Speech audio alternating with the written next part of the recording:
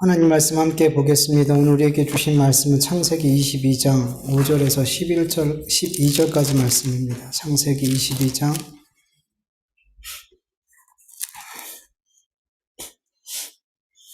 5절에서 12절까지 교독합니다. 제가 먼저 읽습니다. 이에 아브라함이 종들에게 이르되 너희는 나귀와 함께 여기서 기다리라. 내가 아이와 함께 저기 가서 예배하고 우리가 너희에게로 돌아오리라 하고 제자물을 가져다가 그의 아들 이삭에게 지었고 자기는 불과 칼을 들고 두 사람이 동행하더니 이삭이 그 아버지 아브라함에게 말하여 이르되 내 아버지여 하니 그가 이르되 내 아들아 내가 여기 있노라. 이삭이 이르되 불과 나무는 있거니와 범죄할 어린 양은 어디 있나이까? 아브라함이 이르되 내 아들아 범죄할 어린 양은 하나님이 자기를 위하여 친히 준비하시리라 하고 두 사람이 함께 나가서 하나님이 그에게 일러주신 곳에 이른지라. 이에 아브라함이 그곳에 제단을 쌓고 나무를 버려놓고 그의 아들 이삭을 결박하여 제단 나무 위에 놓고 손으로 칼을 잡고 아들 잡려 하니 여호와의 사자가 하늘에서부터 그를 불러 이르되 아브라함아 아브라함아 하는지라. 아브라함이 이르되 내가 여기 있나이다 하며 사자가 이르되 그에게 손대지 말라. 그에게 아무것도 하지 말라. 내가 내 아들 내 독자까지도 내게 아끼지 아니하였으니 내가 이제야 내가 하나님을 경외하는 줄 아노라. 아브라함이 눈을 들어 살펴본즉 순양이 뒤에 있는데 뿔이 숯불에 걸려있는지라. 아브라함이 가서 그 순양을 가져다가 아들을 대신하여 번제로 드렸더라. 아브라함이 그 땅의 이름을 여호와 이레라 하였으므로 오늘날까지 사람들이 이르기를 여호와의 산에 준비되리라. 아멘. 부엘세바에서 3일 길을 걸어서 모리아산에 도착한 아브라함은 산에 오르기 전에 종들에게 이렇게 말하죠. 너희는 나귀와 함께 여기서 기다리라. 내가 아이와 함께 저기 가서 예배하고 우리가 너희에게로 돌아오리라. 우리는 아브라함이 이 종들에게 한 말을 통해서 아브라함이 모리아산까지 어떤 믿음을 붙들고 왔는지를 확인할 수 있어요.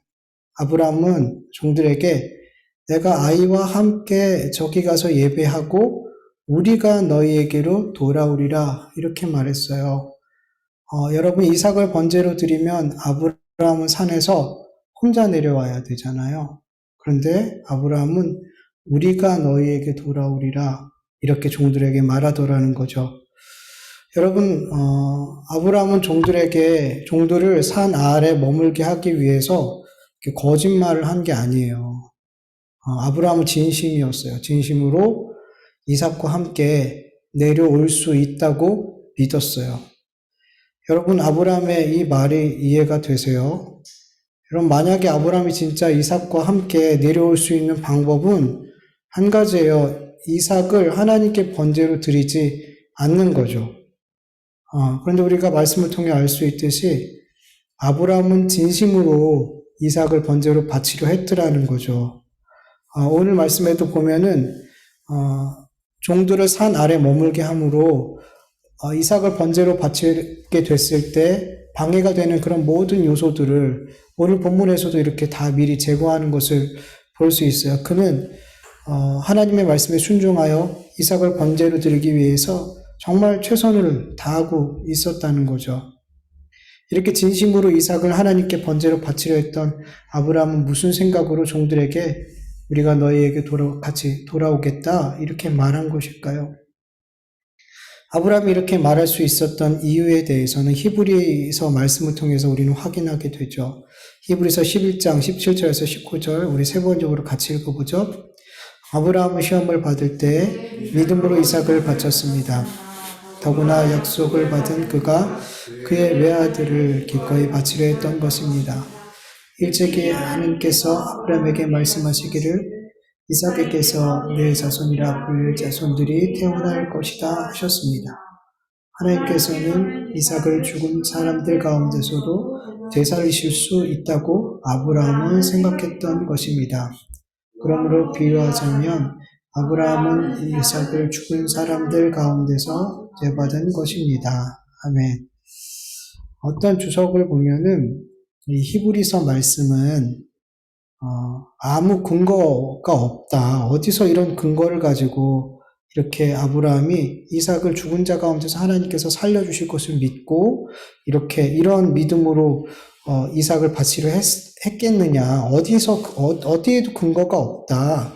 이런 말들은 아브라함의 순종을 약화시키는 거다. 이렇게 주장을 하기도 해요.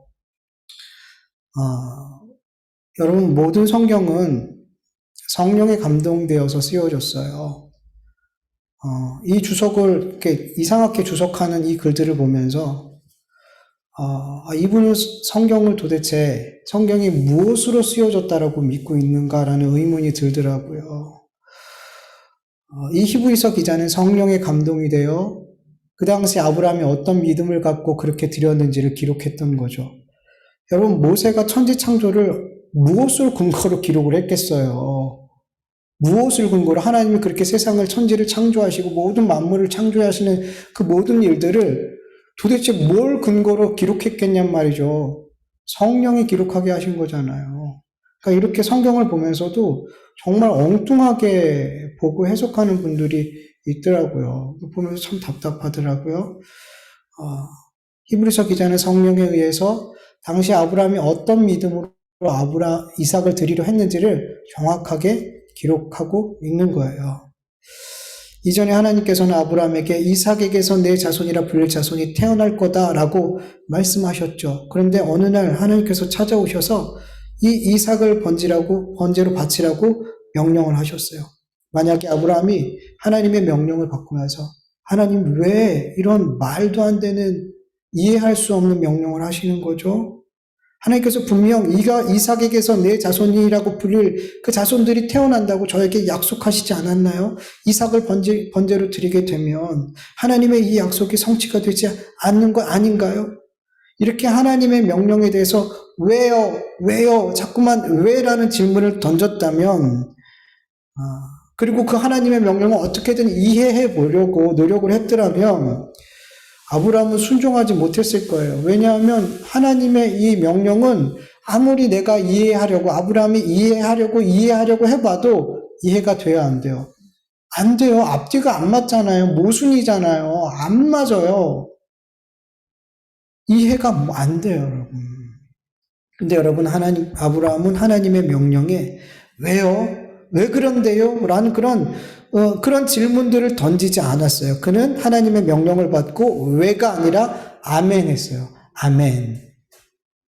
왜냐하면 그는 하나님의 약속의 말씀을 너무나 굳게 믿고 있었기 때문이에요.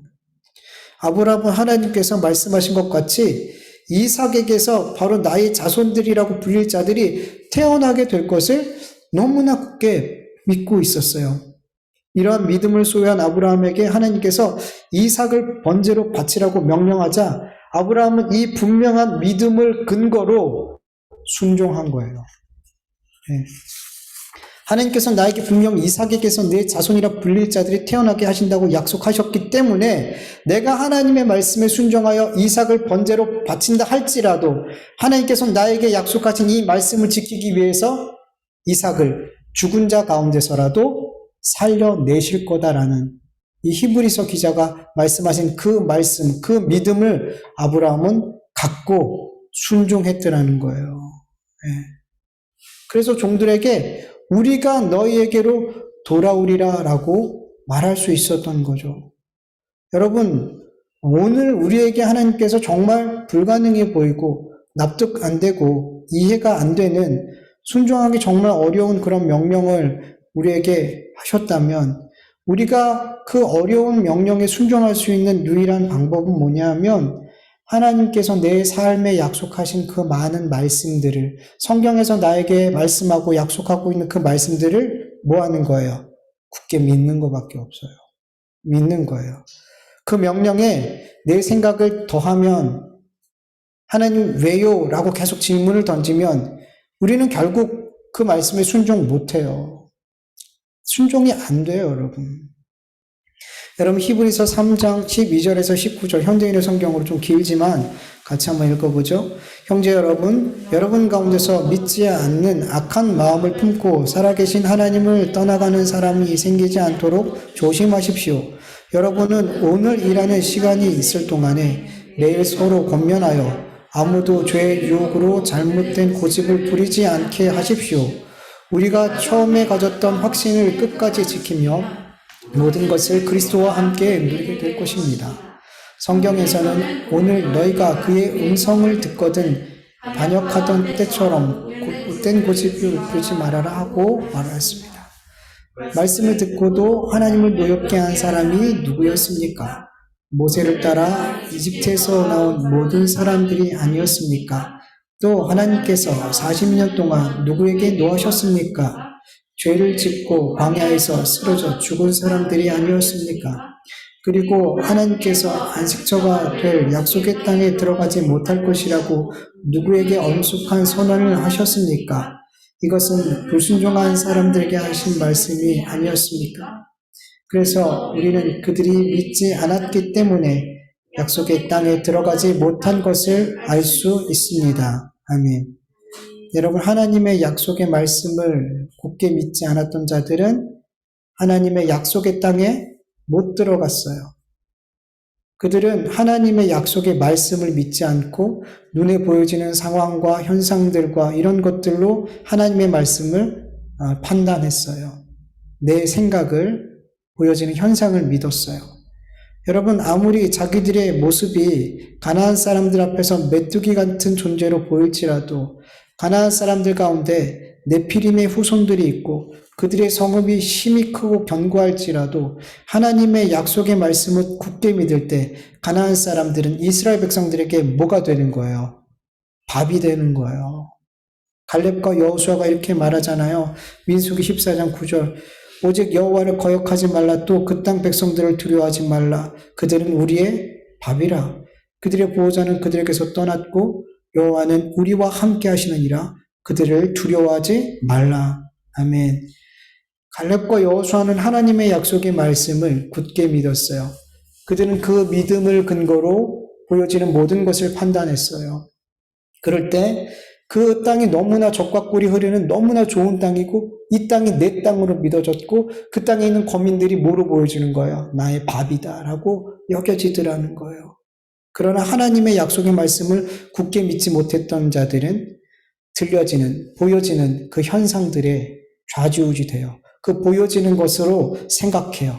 하나님의 말씀을 보이지 않는, 아직 손에 잡히지 않는 그 하나님의 말씀은 오직 믿음으로만 붙잡을 수 있는 거잖아요. 그런데 그들은 현실을 붙들더라는 거예요. 눈에 보이는 거를 붙들더라는 거예요. 그러니까 내 생각이 자꾸만 거기에 들어가게 되고 가나안 사람들은 거인으로 보이고 자기들은 메뚜기로 보이게 되더라는 거예요. 여러분, 아무리 불가능한 일처럼 보이는 하나님의 명령이라 할지라도 하나님의 약속의 말씀을 굳게 믿는 자들은 그 명령 앞에 두려워하지 않고 주저하지 않고 순종하게 될 줄 믿습니다.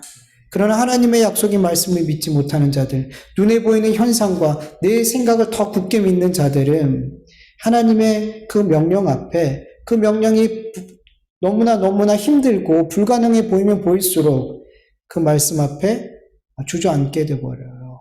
네. 여러분, 하나님은 거짓말하지 않으세요. 히브리서 6장 18절 현대인의 성경으로 보면 하나님은 거짓말을 하실 수 없기 때문에 그분이 하신 약속의 맹세는 절대로 변할 수 없습니다. 그러므로 우리 앞에 있는 희생을 붙들려고 피난처를 향해 가는 우리는 큰 용기를 얻습니다. 아멘. 하나님은 거짓말을 하실 수 없는 분이기 때문에 우리에게 약속하신 모든 말씀은 반드시 우리의 삶에 이루어집니다. 예.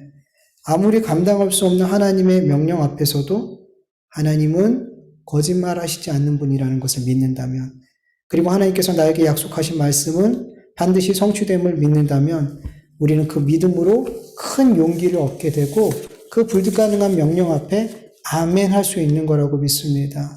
그리고 요한일서 5장 10절을 보면 현대인의 성경으로 보면 이렇게 말씀하고 있어요. 하나님의 아들을 믿는 사람은 자기 마음속에 이 증거를 가지고 있습니다. 하나님을 믿지 않는 사람은 하나님을 거짓말장애로 만드는 것입니다. 이것은 하나님이 자기 아들에 대하여 증거하신 것을 그가 믿지 않았기 때문입니다. 네. 여러분, 하나님의 약속의 말씀을 믿지 않는 사람들은 하나님을 거짓말쟁이로 만든대요. 교회 안에서 하나님을 신앙한다고 하는 사람들이 자기가 그렇게 섬긴다고 하는 그 하나님을 거짓말쟁이로 만들고 있어요. 세상 사람들이 하나님을 거짓말쟁이로 만드는 게 아니에요. 하나님을 섬기는 자들이 하나님을 거짓말쟁이로 만들어요. 하나님께서 우리에게 진짜로 거짓말을 해서 하나님이 거짓말쟁이가 되는 게 아니라 하나님을 믿는다고 하는 자들이 하나님의 약속의 말씀을 입술로는 믿는다고 하면서 마음으로 믿지 않더라는 거예요. 하나님을 믿지 않음으로 말미암아 하나님은 뭐가 되는 거예요? 거짓말쟁이, 사기꾼이 돼버리는 거예요. 그리고 하나님의 말씀을, 복음을 바르게 믿고 바르게 받아들이는 게 아니라 내가 듣고 싶고 내가 보고 싶고 내가 해석하고 싶은 대로 하나님의 말씀을 보고 듣고 해석하고 그걸 또 전한단 말이에요. 주님을, 복음을 모르는 자들이 그들이 전한 그 말씀을 하나님의 말씀으로 듣고 예수님을 믿고 신앙생활을 하게 되는데 뭐예요? 아니, 이 사람이 나에게 전한 그 예수님, 그 하나님, 그 말씀이 아니네? 거짓말이네? 예수님 믿으면 병 나요. 형통해요. 복 받아요. 잘 돼요. 여러분, 예수님 꼭 믿으셔야 돼요. 구원도 받지만 여러분 예수님 믿으면 하나님 여러분 기도도 들어주시고 여러분들이 원하는 것 하나님께서 이루어주세요. 하나님은 전능하신 하나님이에요. 근데 하나님 믿고 보니까 이 사람이 나에게 전한 그 하나님은 나에게 거짓말하고 있더라는 거예요. 하나님의 말씀은 지금 나에게 거짓말하고 있더라는 거예요. 하나님을 믿는다고 하는 자들이 자꾸만 하나님을 거짓말장애로 만들어요. 거짓말장애로. 얼마나 하나님 앞에 큰 죄냔 말이죠. 단순히 하나님의 말씀을 믿지 못하고 불순종하는 죄 그 이상의 것이란 말이죠. 여러분, 하나님은 거짓말 하실 수 없는 분이에요. 그래서 우리에게 약속하신 모든 말씀은, 이 성경의 모든 말씀은 1.1획도 떨어지지 않고 반드시 성취되는 하나님의 말씀인 줄 믿으시길 축원합니다. 아브라함이 하나님의 명령에 순종하여 이삭을 번제로 드리려 했지만 하나님은 뭘 준비하셨어요? 순양을 미리 준비해 놓으셨더라는 거예요. 그래서 이삭 대신 순양을 번제로 드릴 수 있게 해 주셨더라는 거예요. 혹 진짜로 아브라함이 이삭을 번제로 드렸다 할지라도 하나님께서는 이삭을 죽은 자 가운데서 다시 살려내실 수 있는 전능하신 하나님이세요. 즉 하나님은 어떤 방법으로든 이삭을 살려내시고 아브라함에게 약속하신 말씀을 반드시 성취해 내실 거라는 거죠. 그리고 하나님께서는 아브라함이 하나님의 약속의 말씀을 굳게 믿고 그 종들에게 우리가 너희에게로 돌아오리라 라고 말했던 그 아브라함의 말이 거짓되지 않게 하셨어요. 아브라함을 거짓말장애로 만들지 않았더라는 거예요. 여러분, 하나님, 신실하신 하나님을 그를 신실하게 믿고 있는 자들이 절대로 거짓말쟁이가 되지 않도록 만들어주세요. 여러분 믿으셔야 돼요. 하나님이 신실하시기 때문에, 하나님이 거짓말쟁이가 아니시기 때문에 그 하나님을 신실히 믿고 순종하는 그 하나님의 자녀들, 백성들을 주님은 거짓말쟁이로 만들지 않으세요. 그것을 믿으시길 축원합니다. 오늘 본문 6절을 보면 아브라함이 번제에 쓸 나무를 이삭에게 지우고 자기는 불과 칼을 들고 산에 오르게 돼요. 그런데 이삭이 아버지와 함께 산에 오르는데 이상하잖아요. 다 있어요. 불도 있고 재물을 잡을 칼도 있고 나무도 있고 다 있어요. 그런데 뭐가 없어요? 가장 중요한 재물이 없어요. 그래서 본문 7절을 보면 이삭이 말해요. 이삭이 그 아버지 아브라함에게 말하여 이르되 내 아버지여 하니 그가 이르되 내 아들아 내가 여기 있노라. 이 말씀 읽으면 마음이 찡해요. 그냥 아버지라고 하지도 않고 내 아버지여 그러니까 아브라함도 그래 내 아들아.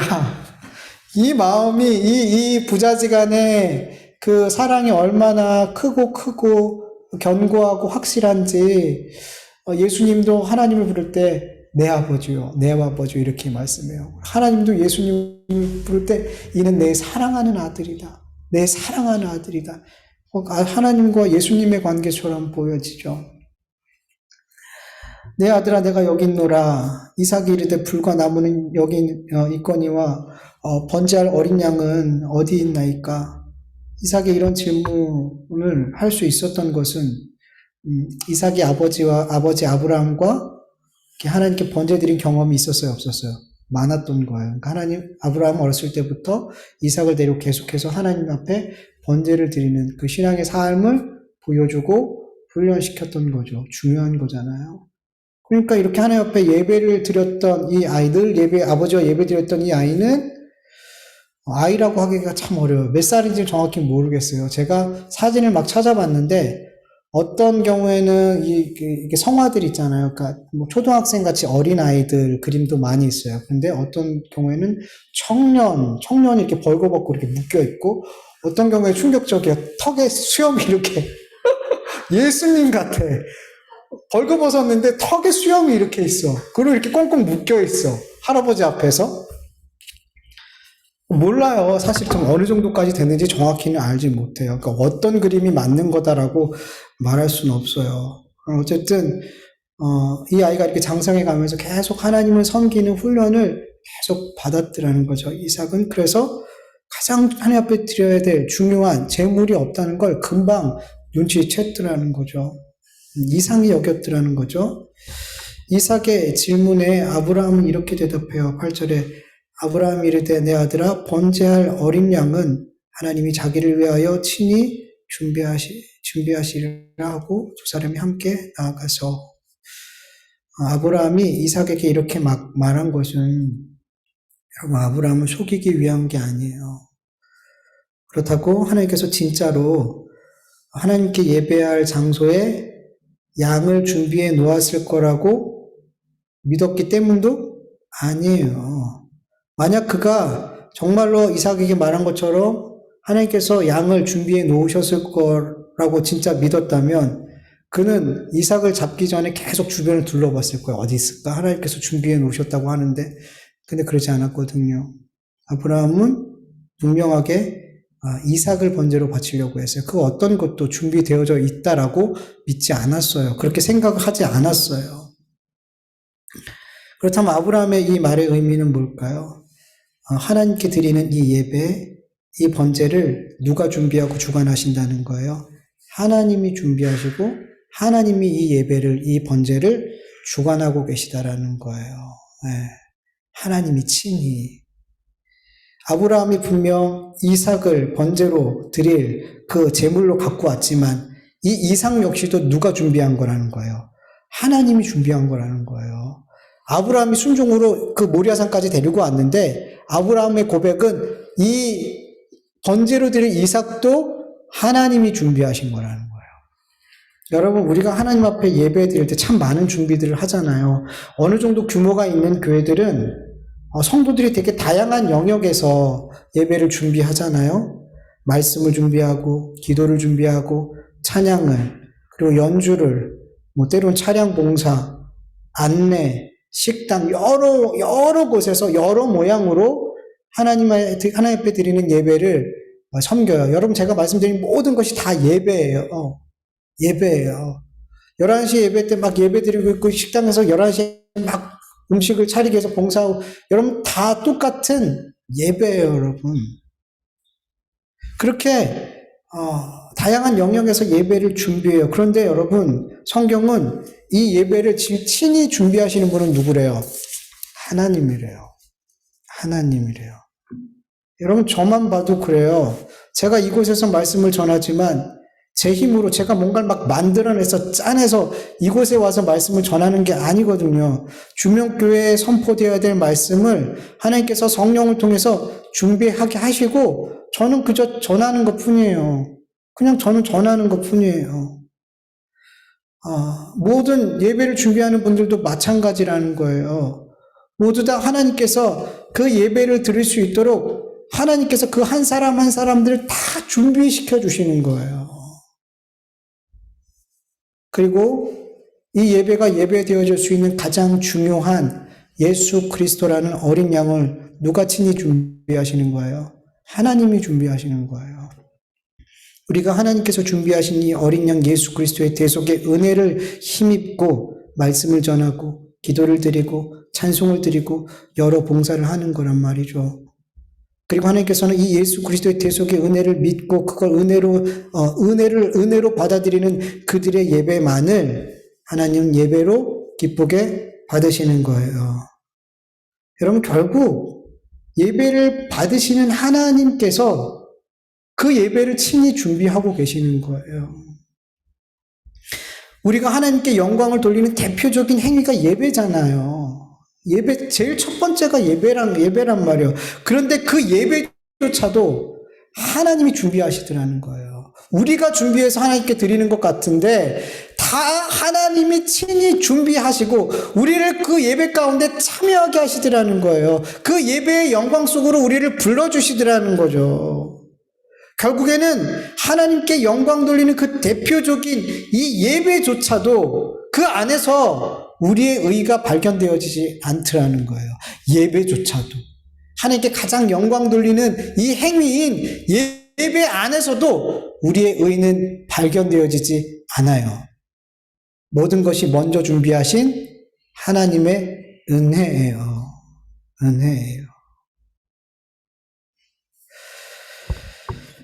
본문 9절에서 10절을 보면 하나님께서 아브라함에게 알려주신 장소에 이르자 아브라함이 그곳에 제단을 쌓고 나무를 버려놓았어요. 그리고 이삭을 결박하고 제단 위에 두 손을 내밀어 칼을 잡고 그 아들을 죽이려 해요. 히브리 원어로 보면 계속 연속 동작이에요. 그러니까 되게 숨가쁘게, 막 그냥 순식간에 이런 일들이 일어나고 있는 거예요. 여러분, 아브라함은 절대로 이삭을 죽이는 척 하지 않았어요. 머뭇거리지 않았어요. 순종하는 척 하지 않았다라는 거예요. 진심이었다는 거예요. 그래서 주저 없이 이삭을 묻고 제단에서 죽이려고 했어요. 여러분, 번제는 가죽을 벗기고 뼈와 살에서 각을 뜨고 절단해서 하나님 앞에 불태워드리는 제사예요. 그 일을 아브라함이 이삭에게 행하려고 했단 말이에요. 주저함 없이.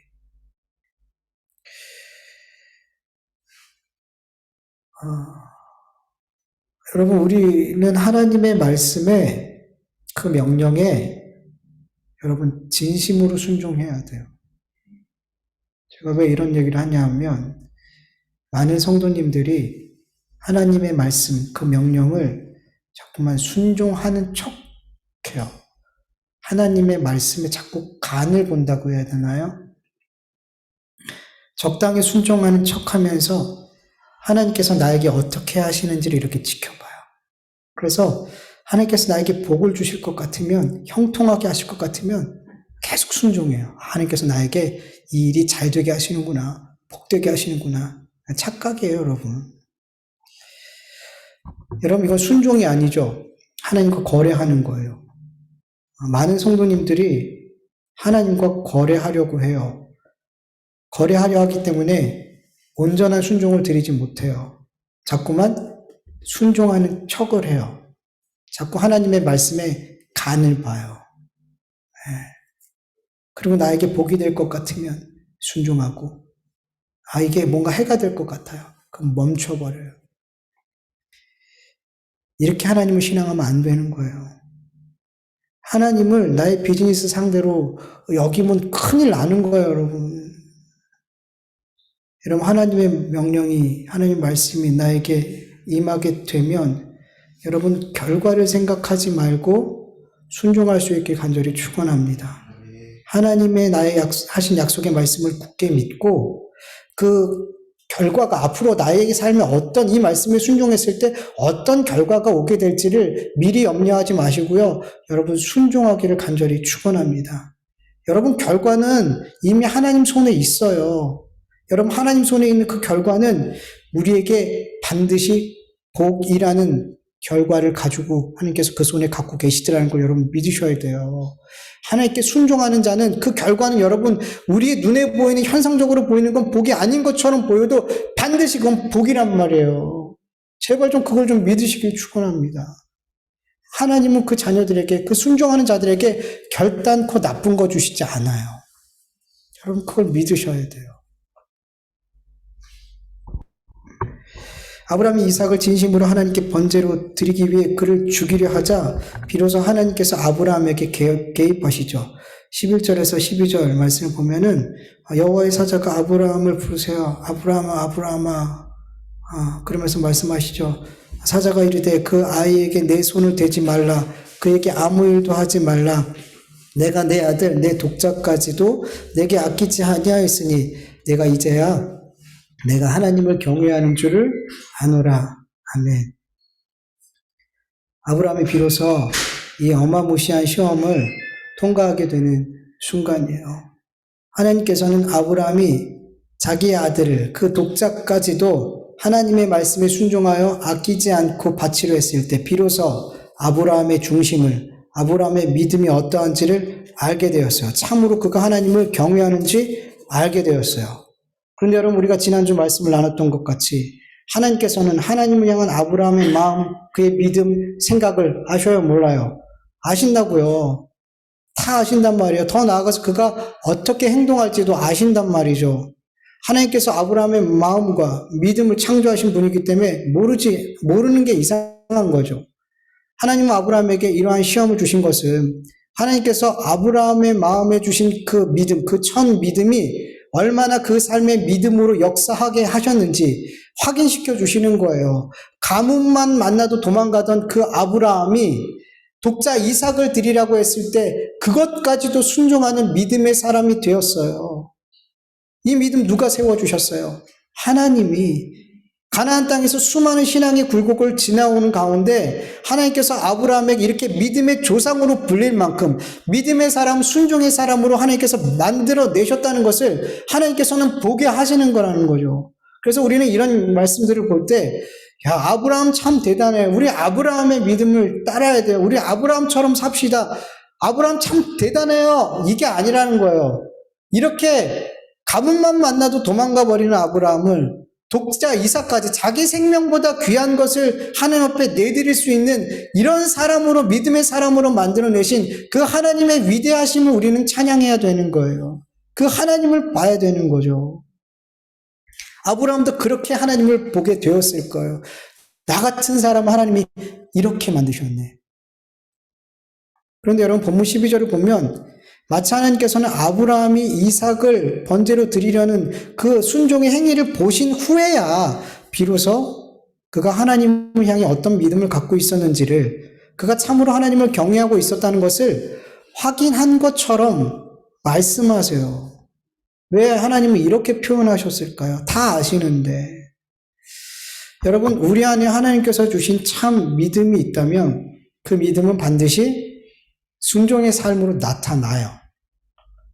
우리의 삶의 순종의 삶이 드러나야지만 우리 안에 있는 믿음이 진짜로 확인되어지는 것이고, 그래야 우리가 참으로 하나님을 경외하는 삶을 살고 있다는 것이 확인되어지는 거란 말이에요. 여러분, 하나님 우리에게 말씀하세요. 너의 삶의 순종의 삶이 드러나야지 내가 나를 믿는다는 것을 인정해. 네가 나를 경외한다는 것을 인정해 라고 우리에게 말씀하세요.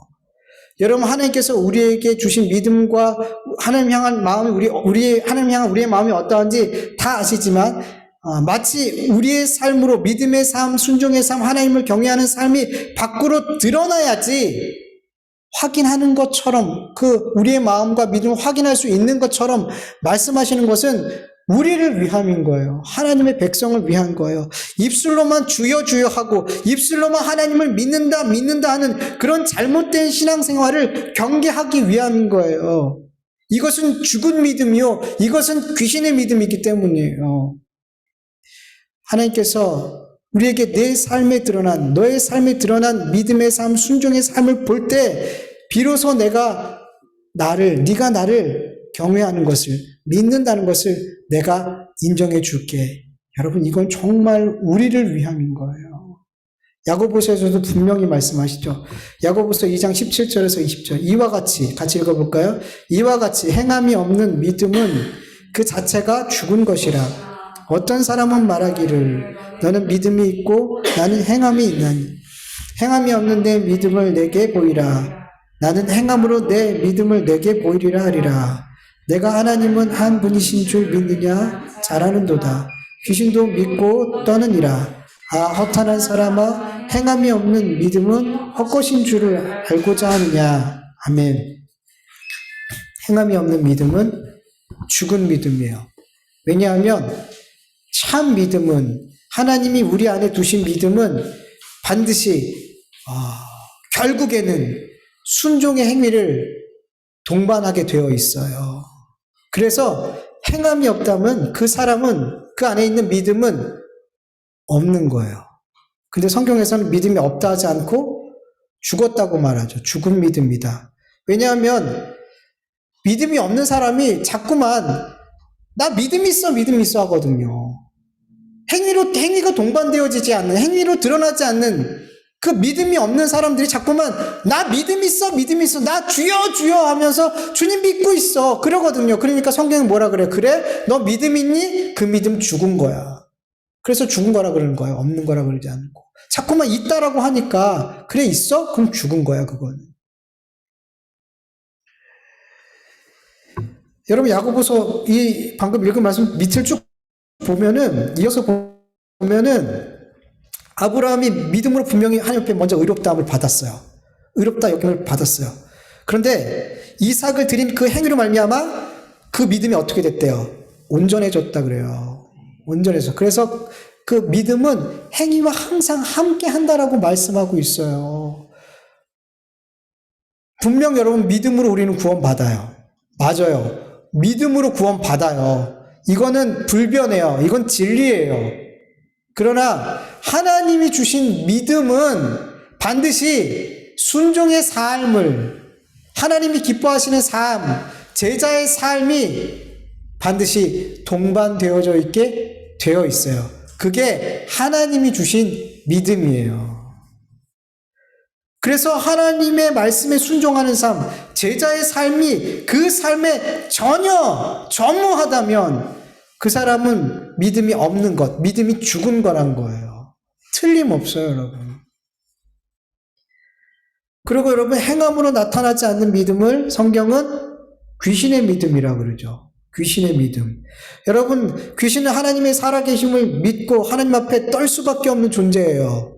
그런데 여러분, 하나님 앞에 귀신이 하나님을 믿고 떠는데, 여러분, 하나님의 말씀에 귀신이 순종할까요?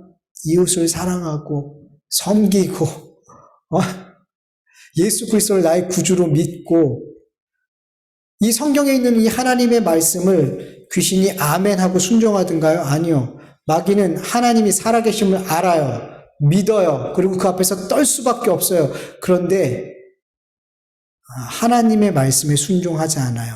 순종의 행위가 귀신에게서 나오지 않아요. 왜냐하면 귀신이 갖고 있는 믿음은 죽은 믿음이니까. 죽은 믿음이니까.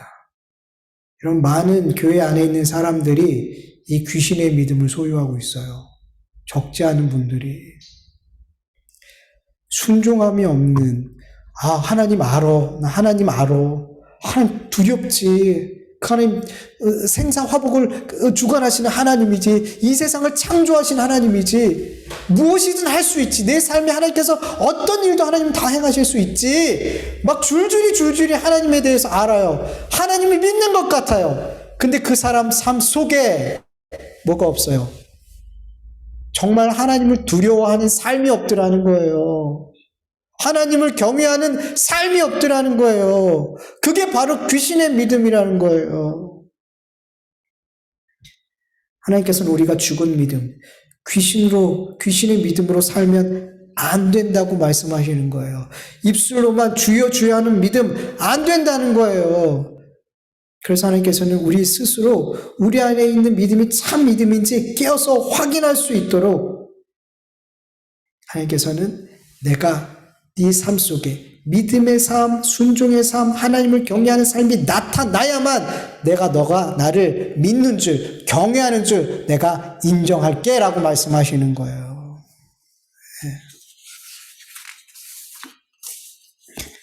부모 13절을 보면 아브라함이 하나님의 그 명령을 끝까지 순종한 후에야 비로소 그의 눈에 수풀에 걸려있는 순양이 눈에 보였어요.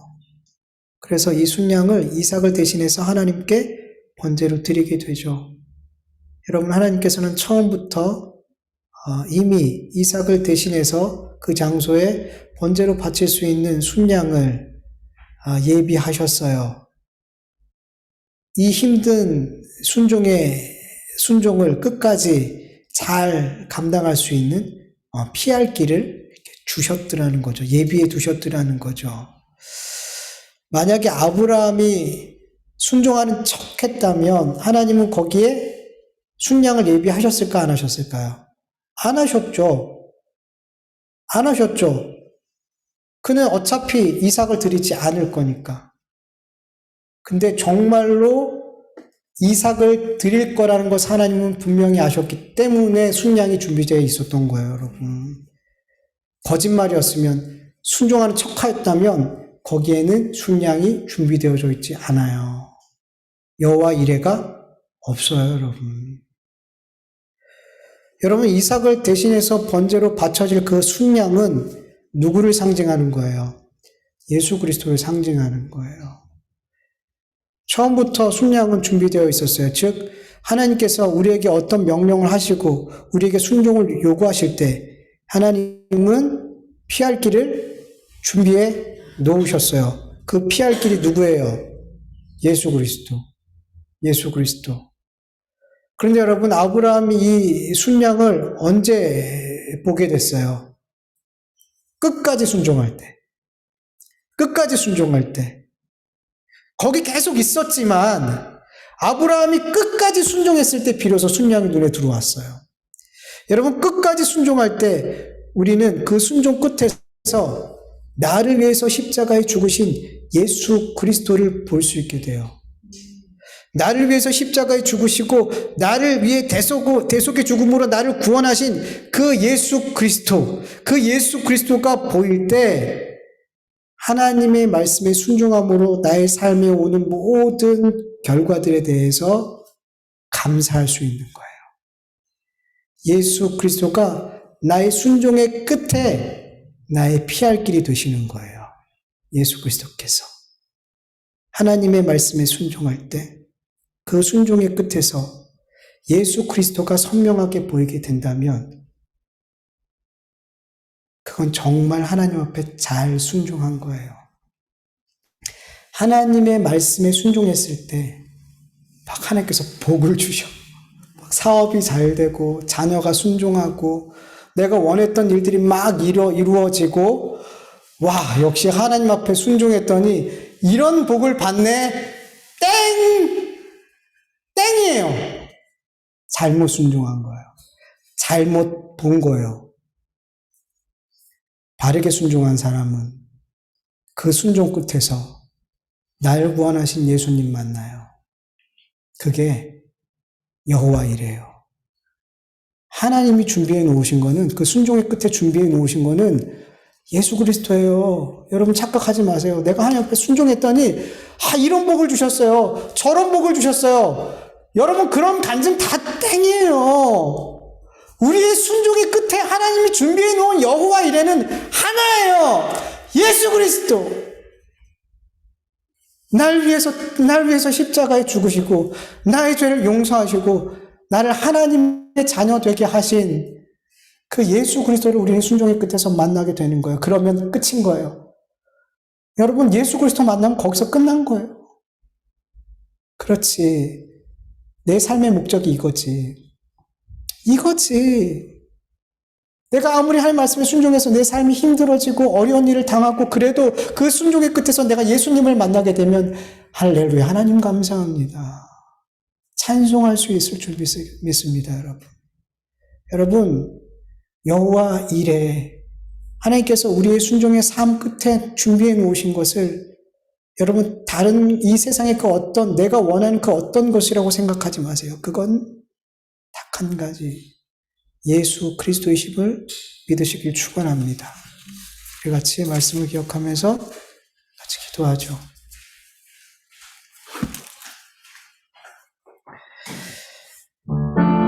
하나님 아버지 감사합니다. 또 하나님 앞에 나와 예배할 수 있는 은혜를 베풀어 주셔서 감사합니다.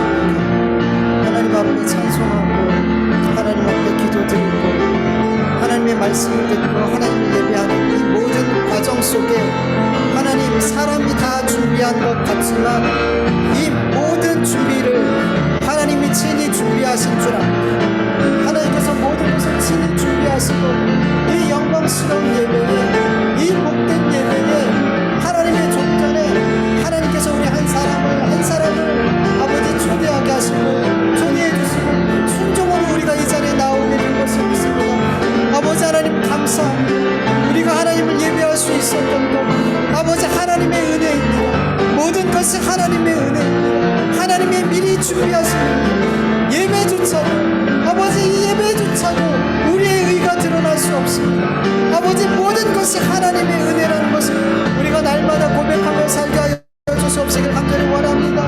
하나님, 오늘도 우리가 이 자리에 서기까지 너무나 많은 죄와 허물과 너무나 연약함들이 있었습니다. 하나님, 감히 하나님 앞에 나올 수 없는 우리의 형편과 우리의 모습과 우리의 연약함과 우리의 죄악들이었지만 하나님께서는 우리를 예수 그리스도 앞에, 예수 그리스도의 십자가의 보혈로 우리를 덮으시고 우리를 예수 그리스도를 붙들고 하나님 앞에 나올 수 있게 하셨습니다. 하나님께서 친히 준비하신 그 예수 그리스도를 붙들고 우리가 하나님 앞에 예배 드렸사오니, 하나님 앞에 기도 드렸사오니, 하나님께 찬송 드렸사오니 하나님 이 예배를 기쁘게 감당하여 주시옵시기를 간절히 기도합니다. 하나님 아버지, 이 시간 말씀을 기억하며 하나님 앞에 아버지 간구합니다.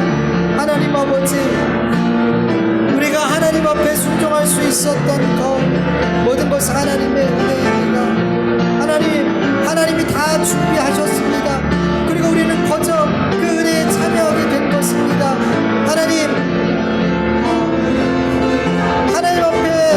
하나님 앞에 순종하며, 하나님 말씀에 순종하며 끝까지 하나님 앞에 순종하여 하나님의 뜻을 이루었을 때, 하나님 그 순종의 끝에서 하나님께서 우리에게 준비해 놓으신 것은 아버지 여호와 이레는, 아버지 우리가 원하는 그 세상의 복, 내 소원 성취, 건강, 성공, 물질의 복, 사람의 축복된 만남, 이런 것들이 아닌 바로 예수 그리스도인 줄 믿습니다. 날 구원하신 예수 그리스도를 아버지 하나님께서 예비해 놓으신 줄 믿습니다. 하나님, 우리가 하나님의 순종하는 목적이 무엇인지, 그 끝에 무엇이 예비되었는지를 우리가 분명히 알고 아버지 분명하게 바른 순종을 드릴 수 있도록 도와주시옵시길 간절히 원하오니 하나님 도와주시옵소서. 하나님 도와주시옵소서.